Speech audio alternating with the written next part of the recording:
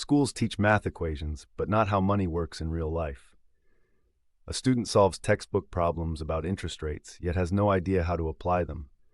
According to the Council for Economic Education, only 23 U.S. states require personal finance courses. This gap leaves graduates vulnerable to debt and poor credit. The classroom's theoretical approach lacks urgency. Real money lessons happen outside. Visualize a bored teen staring at a chalkboard filled with abstract formulas, disconnected from the bustling economy beyond the window. Outside school, money speaks a different language. The student watches a vendor haggle with a customer at a street market, cash exchanged, discounts negotiated.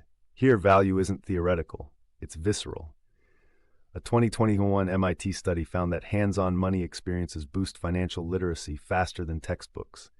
The student notices how prices shift based on demand, time, and even relationships. This is economics in motion, unscripted and raw. The market's chaos teaches what orderly classrooms can't.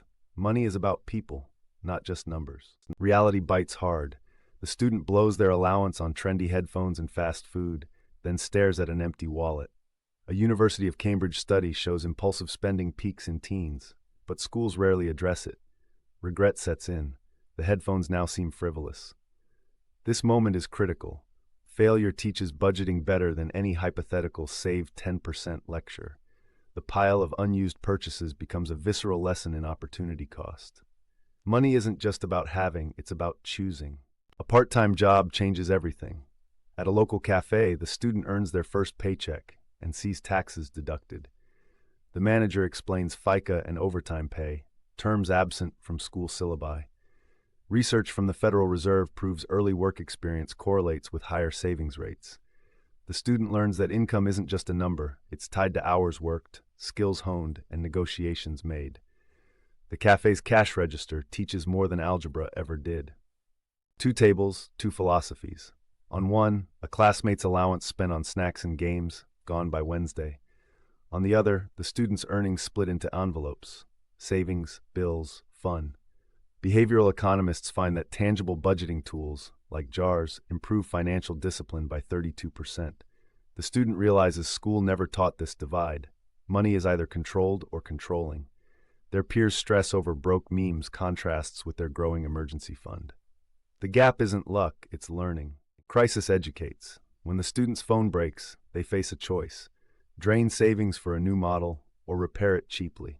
A National Endowment for Financial Education study shows that 60% of young adults can't handle a $1,000 emergency.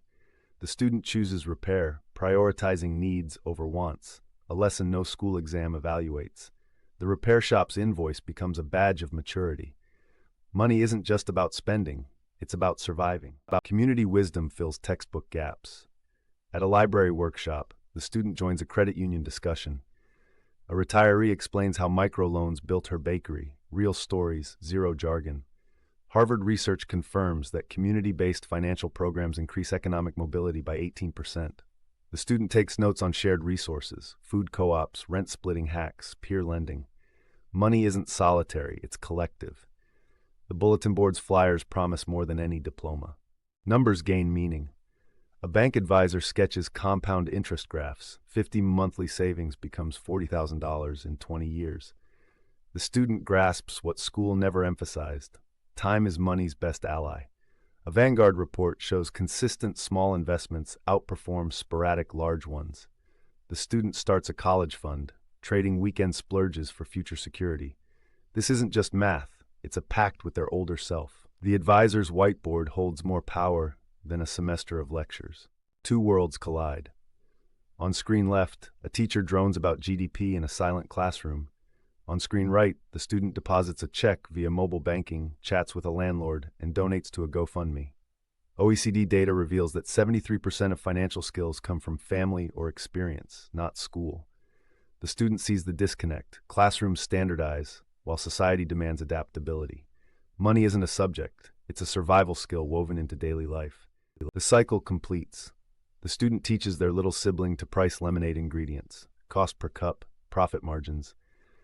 A Journal of Financial Counseling study proves kids with hands-on money training save 30% more as adults. The sibling drops coins into a piggy bank, mirroring the student's journey. This is education in its purest form, rooted in reality, passed with care. The final shot lingers on the piggy bank, symbolizing hope that the next generation won't need to unlearn school's omissions.